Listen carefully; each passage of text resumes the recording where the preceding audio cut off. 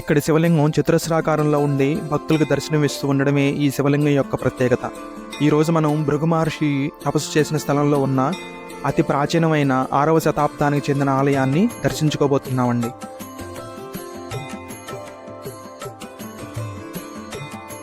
ఈ వీడియోలోకి వెళ్లే ముందు నాదొక చిన్న రిక్వెస్ట్ అండి. మన ఛానల్ని ఎవరైనా సబ్స్క్రైబ్ చేయని వాళ్ళు ఉంటే సబ్స్క్రైబ్ చేయండి.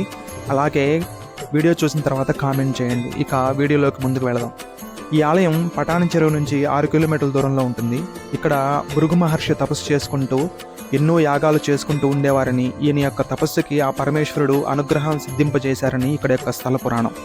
ఈశ్వర అనుగ్రహం పొందిన తర్వాత భృగు మహర్షి ఇక్కడ శివలింగాన్ని ప్రతిష్ఠించాడని కూడా పౌరాణిక కథనం. బీరంగుట్టపై వేంచేసిన మహాదేవుడు కూడా మల్లికార్జునుడు అనే నామంతో పూజలు అందుకుంటూ ఉన్నాడు. హైదరాబాద్ నగరానికి అతి దగ్గరగా ఉన్న ఈ శైవ క్షేత్రం ఒకప్పుడు వైభవోపేతంగా వర్తిల్లింది. కాలక్రమేణా శిథిలావస్థకు చేరుకున్న ఈ ఆలయాన్ని నగరంలోని దానవరేణ్యులు ముందుకు వచ్చి ఈ ఆలయాన్ని పునర్నిర్మింపజేశారు. హైదరాబాద్ నగరానికి ఈ ఆలయం అతి దగ్గరగా ఉన్నప్పటికీ కూడా ఈ ఆలయం చాలా ప్రశాంతమైన వాతావరణంలో విశాలమైన స్థలం ఉండే గుట్ట మీద ఆహ్లాదకరంగా ఉంటుంది. పటాన్ చెరువు మండలం అమీన్పూర్ గ్రామంలో ఉన్న ఈ ఆలయం భక్తులకు విశేషంగా ఆకర్షిస్తూ ఉంటుంది. ఆలయ ప్రభావ వైభవాలకు తగ్గట్టుగా ఆలయం యొక్క గోపురం 5 అంతస్తులతో, గోపురం పైన 5 కలశాలతో దర్శనమిస్తూ ఉంటుంది. ప్రతి అంతస్తుపై వివిధ దేవతామూర్తులు కొలువు తీరి ఉంటారు. రాజగోపురం నుంచి ప్రధాన ఆలయంలోకి మనం ప్రవేశించినప్పుడు ఒక రకమైన ఆధ్యాత్మిక ఆనందానుభూతిని అనుభవిస్తాం. గర్భాలయంలో మహాతేజ విరాజితమూర్తిగా లింగ రూపంలో మల్లికార్జునుడు దర్శనమిస్తూ ఉంటారు. సర్వాలంకరణ భూషితులైన మల్లికార్జును దర్శించుకుంటూ భక్తులందరూ పులకితలవుతూ ఉంటారు. స్వామివారి ప్రక్కనే కుడివైపున ఉన్న ఆలయంలో భ్రమరాంబికాదేవి దర్శనమిస్తూ ఉంటుంది. అమ్మవారు సకల అలంకరణ భూషితి అయి చిరు మందహాసంతో దర్శనమిస్తూ ఉంటుంది. గర్భాలయానికి ఇరువైపులా మహాదేవుని కుమారులైన విఘ్నేశ్వరుడు, సుబ్రహ్మణ్య స్వామి ఉపాలయాలు కూడా దర్శనమిస్తూ ఉంటాయి. స్వామివారికి నిత్య పూజలు, రుద్రాభిషేకాలు జరుగుతూ ఉంటాయి. విశేషించి సోమవారం నాడు విశేషమైన పూజలు, మహాన్యాసపూర్వకంగా రుద్రాభిషేకాలు జరుగుతూ ఉంటాయి. స్వామివారికి అభిషేకంలో భాగంగా పంచద్రవ్యాలతో చేసే అభిషేకం మనోరంజకంగా ఉంటుంది. మహిమాన్వితమైన మారేడు పత్రాలతో స్వామివారిని అభిషేకించి పూజిస్తూ ఉంటారు. బీరంగూడలోని శ్రీ బ్రహ్మరామ మల్లికార్జున స్వామివారి గర్భాలయంలో స్వామివారు 4 స్తంభాలతో కూడిన రజిత మండపంలో విరాజిల్లుతూ ఉంటారు. ఈ మహాదేవుని పూజించడం వలన మనసు, మాట, కర్మ అనే 3 త్రికరణాలు శుద్ధి అయ్యి అనటంలో ఏమాత్రం సందేహం లేదు. 6వ శతాబ్దానికి చెందిన ఈ ఆలయం ఆధునికత సంతరించుకొని ఆనాటి నుంచి ఈనాటి వరకు తన భక్తులను ఆకర్షిస్తూ మల్లికార్జునుడు పూజలు అందుకుంటూ ఉన్నాడు. ఇక్కడ అమ్మవారిని కూడా శ్రావణ మాసంలోనూ, దసరా నవరాత్రుల్లోనూ ప్రత్యేకమైన అలంకారాలతో అమ్మవారు దర్శనమిస్తూ ఉంటుంది.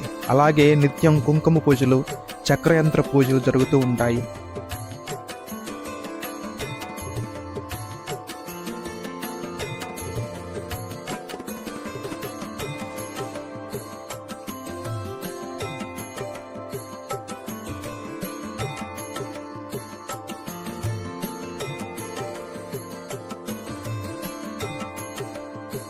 ఈ ఆలయాన్ని మనం ప్రదక్షిణ చేసేటప్పుడు వివిధ దేవతల ఉపాలయాలు కూడా దర్శనమిస్తూ ఉంటాయి. వారిలో వినాయకుడు, శ్రీ వల్లీ దేవసేన సమేత సుబ్రహ్మణ్య స్వామి ఆలయం, హనుమంతుల వారి ఆలయం, అలాగే నవగ్రహ మండపం కూడా ఈ ఆలయం యొక్క ఆవరణలోనే ఉంటుంది.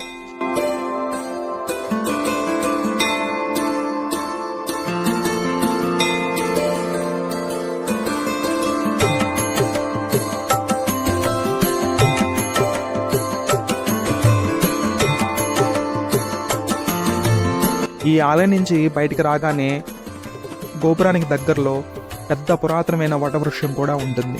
అలాగే ఈ ఆలయం నుంచి బయటకు వచ్చిన తర్వాత కుడివైపున శ్రీ వెంకటేశ్వర స్వామి ఆలయం కూడా దర్శనమిస్తూ ఉంటుంది. ఈ ఆలయంలో వెంకటేశ్వర స్వామి గర్భాలయంలో పాటు సత్యనారాయణ స్వామి ఆలయం, గోదాదేవి, హనుమంతుల వారు దేవాలయాలు కూడా దర్శనమిస్తూ ఉంటాయి.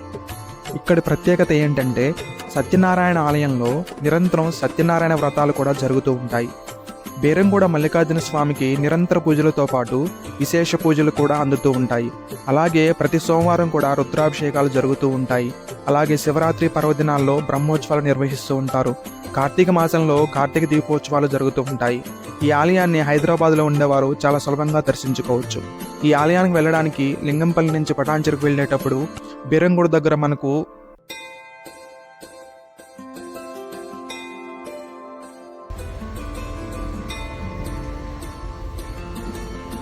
పెద్దదైన భ్రమరాంబ మల్లికార్జున దేవస్థానం అనే ఒక ఆర్చ్ ఏర్పాటు చేసి ఉంటుంది.